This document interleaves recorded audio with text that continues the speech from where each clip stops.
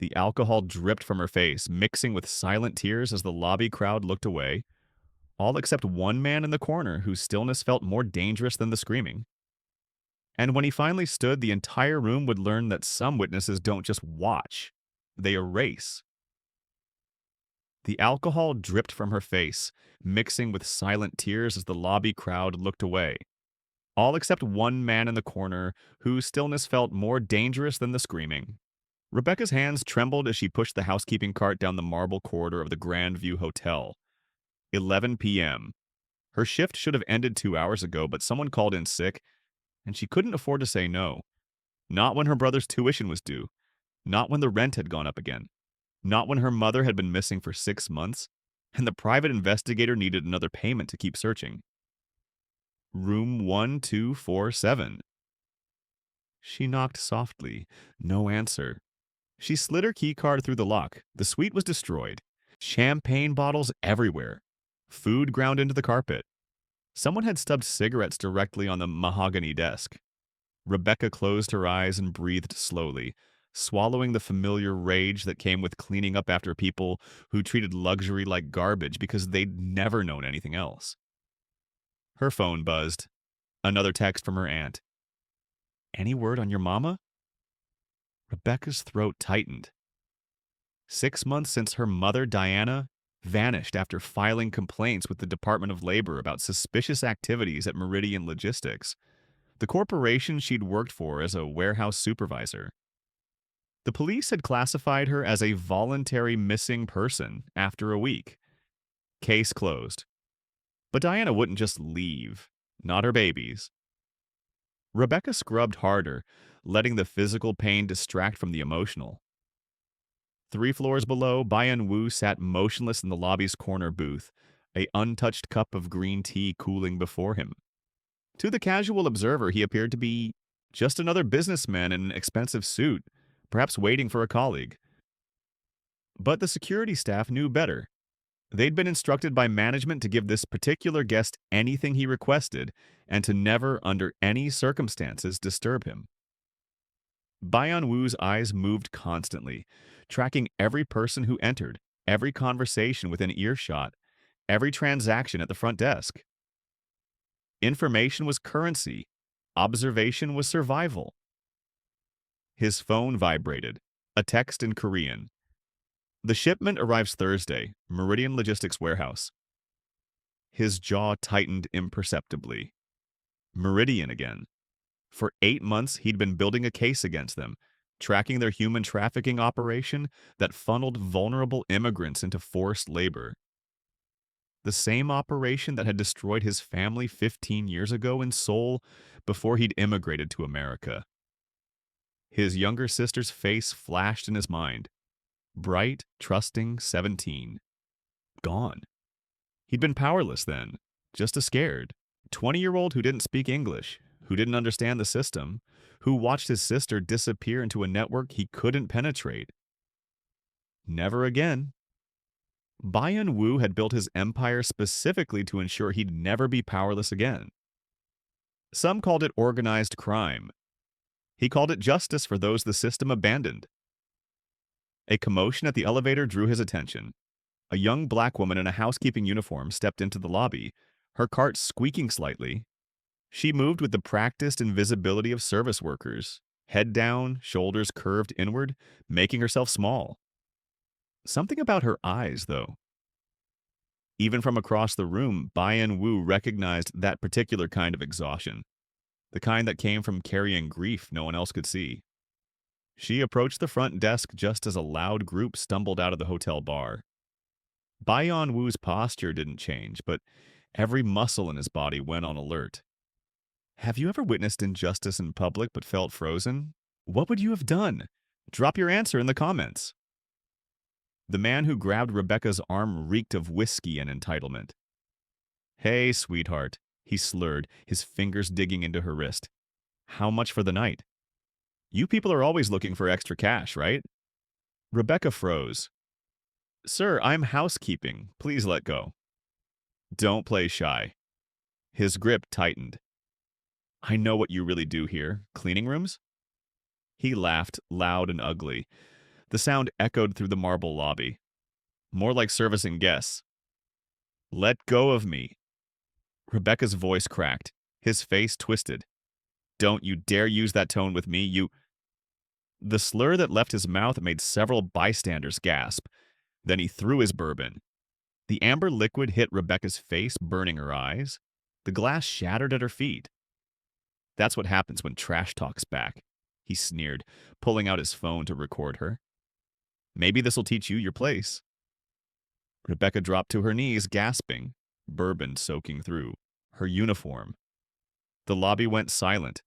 50 people, not one moved. The man circled her with his camera. Look at this. Pathetic. Tears mixed with alcohol on Rebecca's cheeks. She couldn't breathe, couldn't think. This wasn't the first time. It would never be the last. This was her life, invisible until someone wanted to hurt her. In the corner, Bayan Wu's teacup hit the table with a sharp crack. The sound cut through the silence like a gunshot. He stood slowly, deliberately. His movements were controlled, but something ancient and lethal radiated from him. The temperature in the lobby seemed to drop. The drunk man didn't notice. He was too busy laughing, too drunk on power and whiskey. But the security guard noticed. His face went pale. Bayan Wu began walking toward them, each step measured, purposeful. A predator closing in. Step away from her. Bayan Wu's voice was quiet, but it carried absolute authority.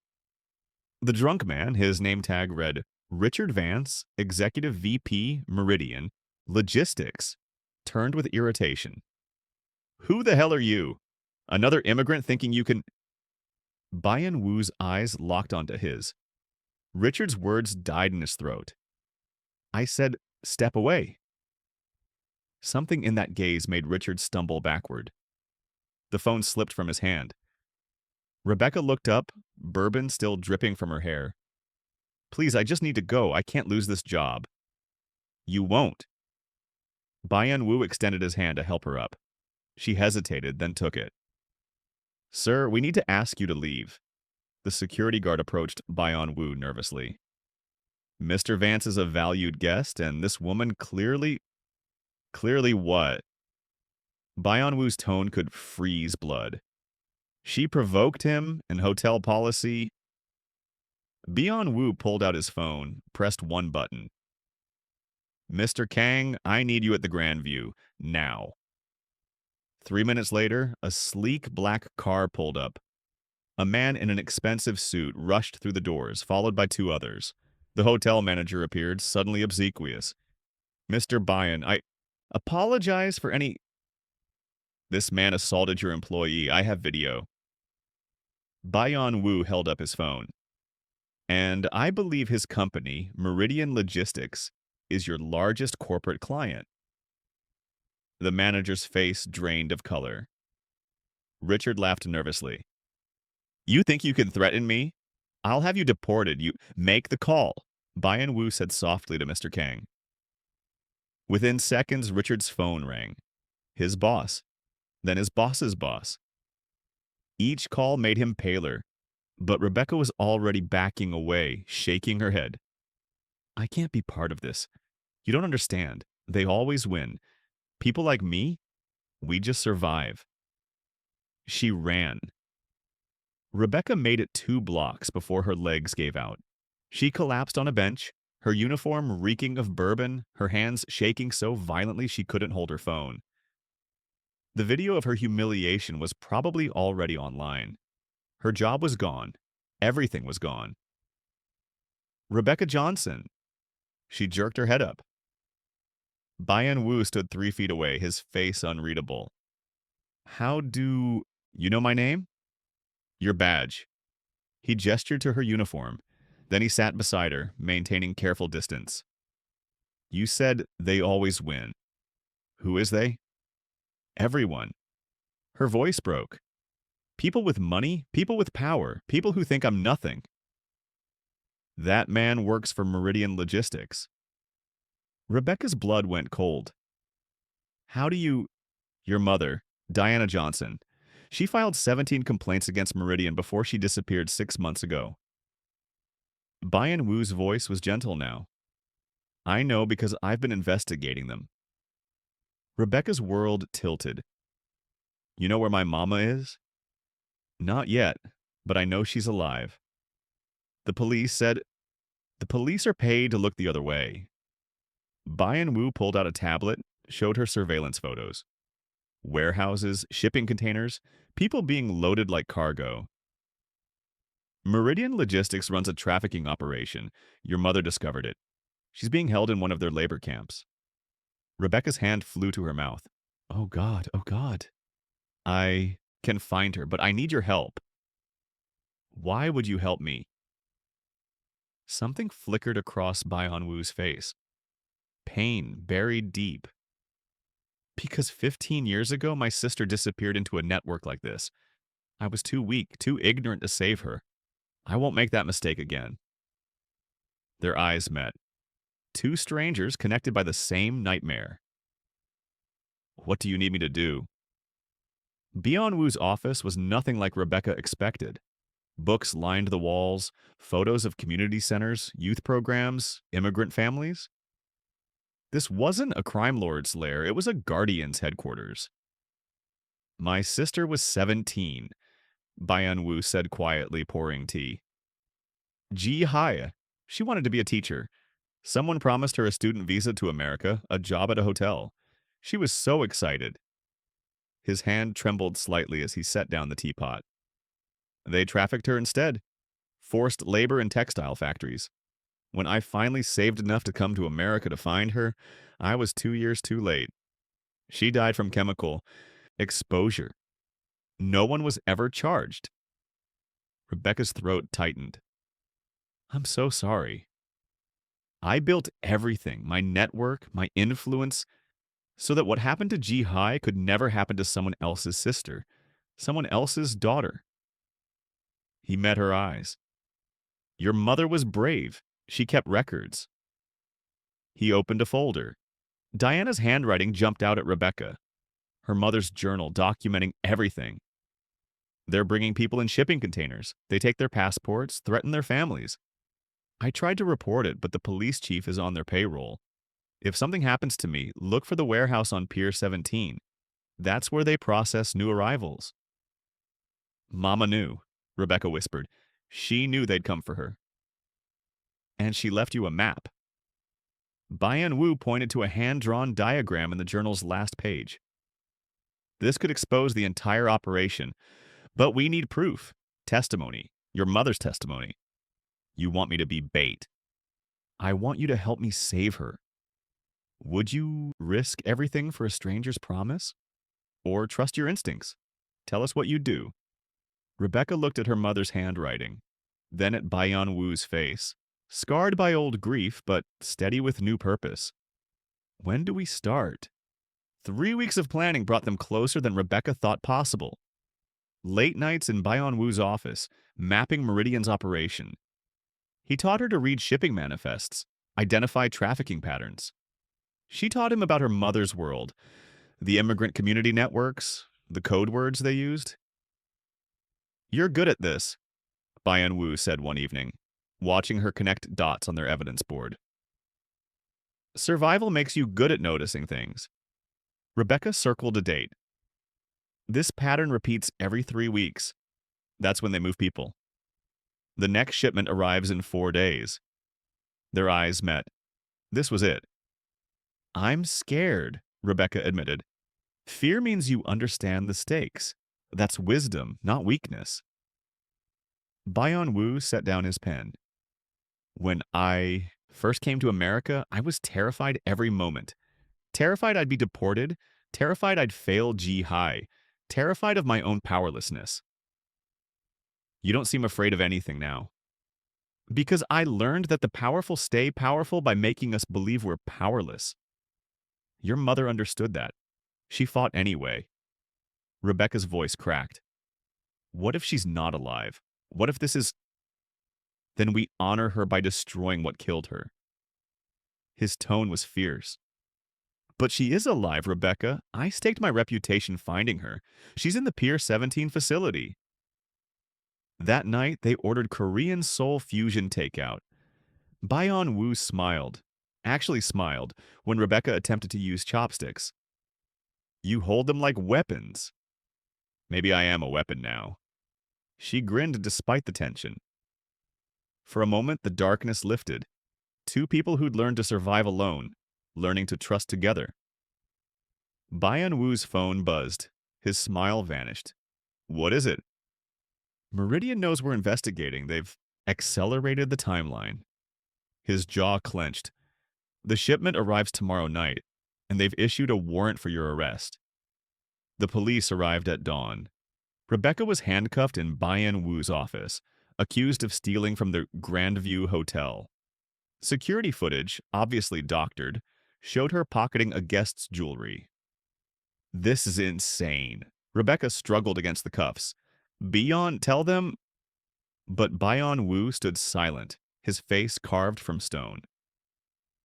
Mr. Bayon, the detective said smoothly, we appreciate your cooperation in this matter. We know she's been using your resources under false pretenses. What? Rebecca's blood turned to ice. Bayon Woo wouldn't meet her eyes. Sir, we have reason to believe this woman is part of a larger scheme targeting your business interests. We'll need you to testify.